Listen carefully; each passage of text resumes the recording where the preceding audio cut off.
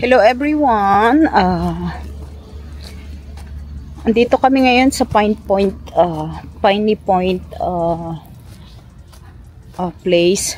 Look out. Today is Sunday. Wala kaming parkingan, di namin alam kung pwede kami dito mag-stay. It's a private place. I think we went to a different place. Anyway, magbibideo lang ako. This is the place. Ang ganda sana, kaya lang I'm not sure. Hindi ko alam, nagkamali yata kami ng kuha ng place. But anyway, this is the Piney Point Lookout in Maryland. Ayan siya. Marami siyang mga cottage, but I'm not sure kung, like I said, walang parkingan dito, so maybe this is a private place. So bumaba lang ako sandali to look for para ma-video ko lang tong place na ito. Okay, so hanap kami ng ibang place. Hello everyone, welcome to my vlog, RR vlog.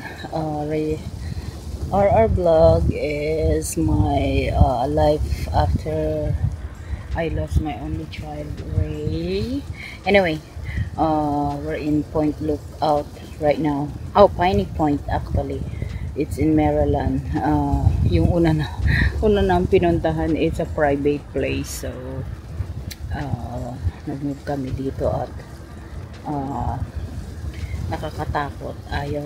And then yung mga taong they don't wanna be bothered. So, umalis kami agad. So, dito kami ngayon. Dito sa may, this is Maryland na ito. Or from Virginia. So anyway, ito, mag-fishing daw yung husband ko dito, kaya ito, dito na lang kami muna habang wala kaming magawa sa bahay. Anyway, mga hour and a half drive ito from our place, but it's okay. Mas maganda kung makalabas-labas naman kami kahit pa paano. Okay. Oh, I was supposed to take a picture, but anyway, dito kami.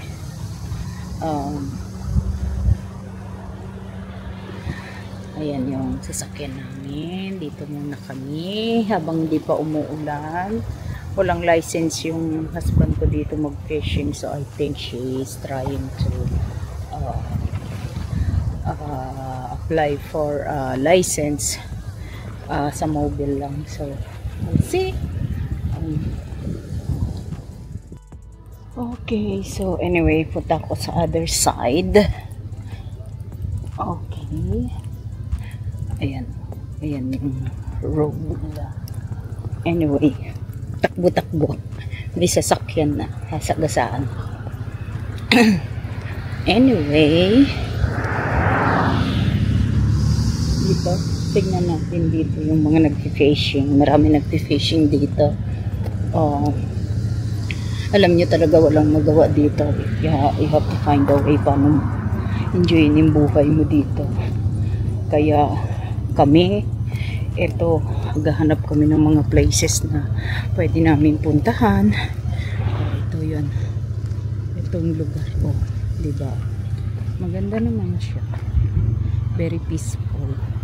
Very quiet. Kaya lang mukhang uulan. Kaya we'll see kung until what time kami mag-i-stay dito. Ay nako, maraming mga dito. Alam mo na, ibang lahi. Anyway, yan, marami siyang, siguro maraming fish dito. Kasi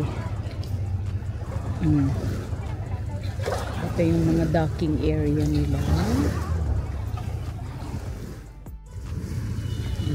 Jet ski sila. Mga singkit. May jet ski sila doon. Ganda. Actually, river lang.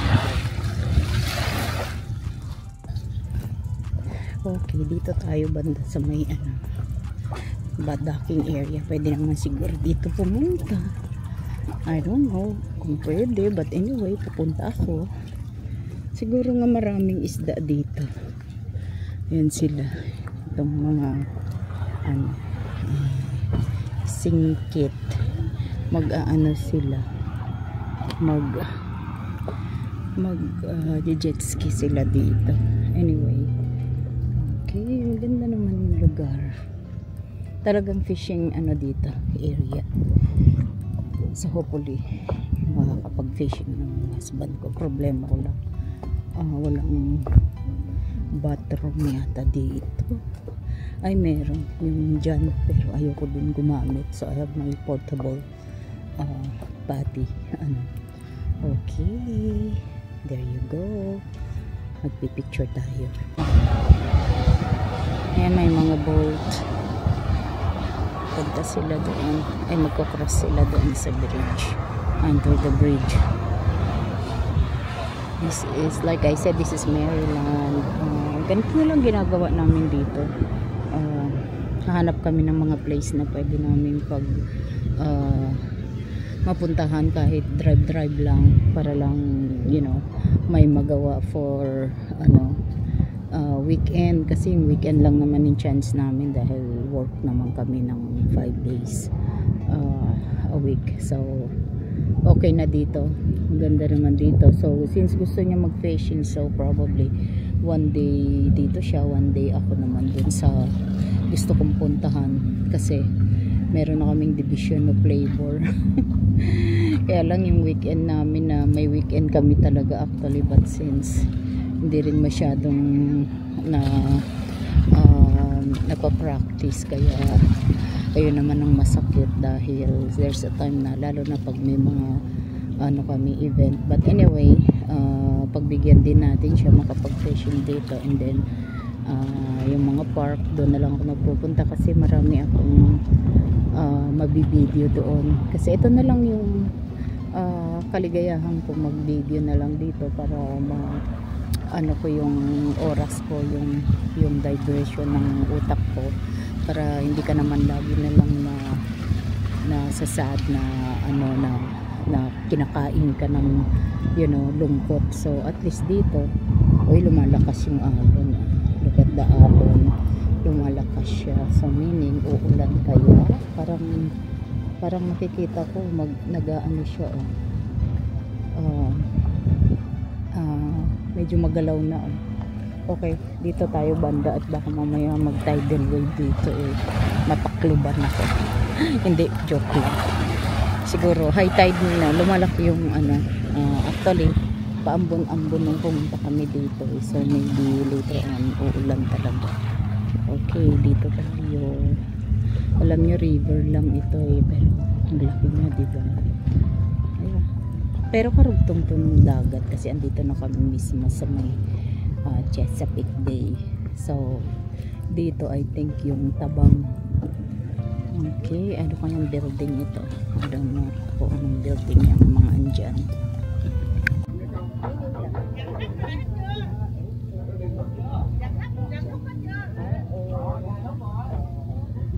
Tignan nyo dito sa mga docking area, maganda. I think bawal dito ng fishing, pero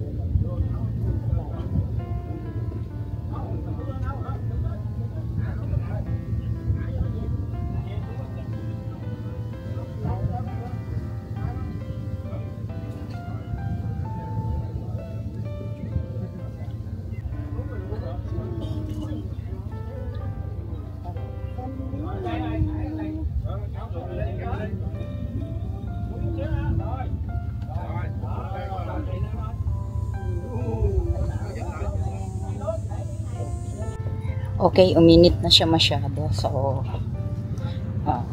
siguro hindi na uulan, kaya balik tayo doon sa lugar natin. Balik muna, hindi yung mga tao. Diyan ginagawa nila. Uniform na pa sila. Siguro galing sila sa Hawaii, at baka ganyan sila. Mga Vietnamese yan. Kaya maingat. Okay. Let's go to the other side, which is my think. My husband place. Ayun siya.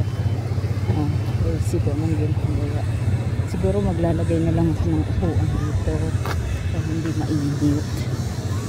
Yan. Mainit eh. Anyway, ganito yung tsura dito, which is good naman kasi nakakapag fishing yung asawa ko kahit paano. Kawawa naman, wala na rin siya magawa sa buhay niya. Siya na nga yung nag-aya today eh. Nagulat nga ako bakit siya nag-aya eh. I know hindi siya interesado na kung ano-anong gawin, but this time siya yung nag-aya sa akin. Anyway, tatawid tayo. Alam niyo naman ako, duwag ako tumawid. So, I have to make sure walang car.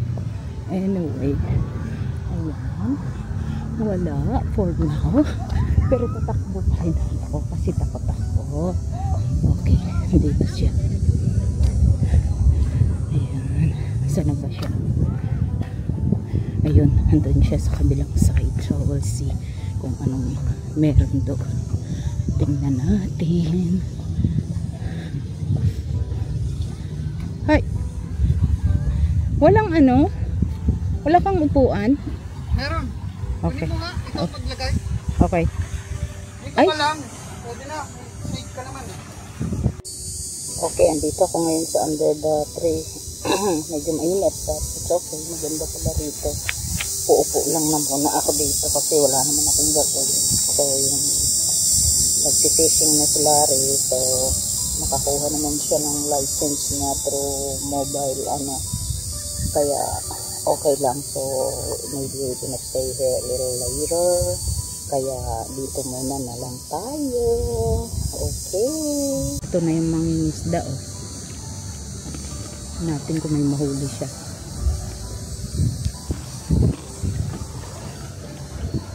Ano, may kumakagat? Ha, Tops? Tops, may kumakagat? Ha, matinlag ka ha. O, titignan mo yung taglak. Kunin mo dyan ha.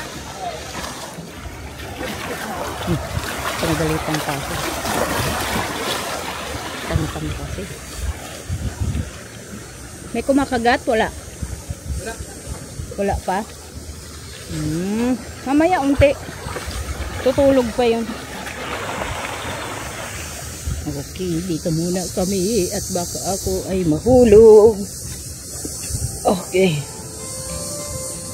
Ang daming daming mangingisda. Kala mo naman may mahuli sila. Hindi, meron din yan kahit pa paano. Siyempre pag may tubig, may isda. Ano ba yan? Okay, anyway, kukunin ko yung bag of foods namin. Para malapit lang naman. Ayun lang. Ayan, yung sasakyan namin doon. Yung kiti na maliit. Yun, yung bubuit na maliit. Okay.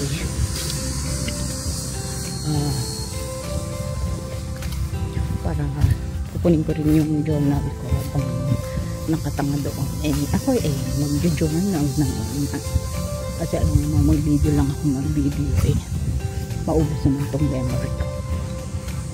Okay, yung kwenta lang naman yung binibidyo ko. Ayan, ang dami naman nangingisda. Anyway, ganito maraming walang magawa. Yung aking asawa, yun, para siyang ninja doon. Mag-isa siya doon, lalayo at lalayo yan sa mga tao. Talagang ano tong mama na to, ayaw niya kami kasama, lalo nang gumrabi pa, kaya wala. Ano? Marami ka nang nahuli? Ha? Marami ka nang nahuli? Dami mo nang itcha. Marami ka na palang na itcha eh. Ano magagawa?